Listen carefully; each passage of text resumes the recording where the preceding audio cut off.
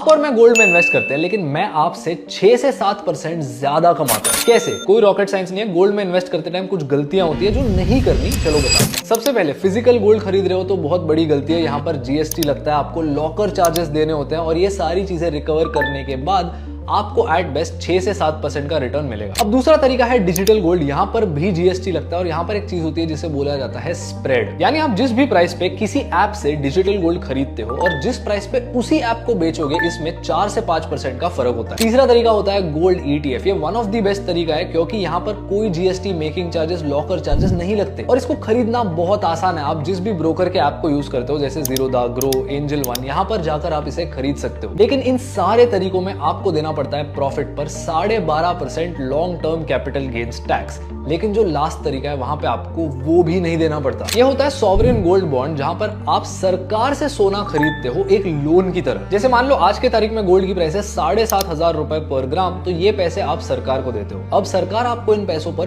2.5% का इंटरेस्ट देती है और इसकी मैच्योरिटी होती है 8 साल। जब ये पीरियड खत्म होता है तब गोल्ड की जो भी प्राइस होगी सरकार आपको वो प्राइस देगी और इस पर आपको कोई टैक्स नहीं देना। तो यहाँ पर आपको एक्स्ट्रा इंटरेस्ट तो मिल ही रहा है, साथ ही आपको कोई जीएसटी नहीं देना, कोई लॉकर चार्जेस, ना कोई स्प्रेड। इसीलिए आपके जो टोटल रिटर्न्स होते हैं वो बाकी सारे मेथड से सिग्निफिकेंटली ज्यादा होते हैं। तो अब आपको पता है क्या नहीं करना, बाकी लोगों को भी बता दो।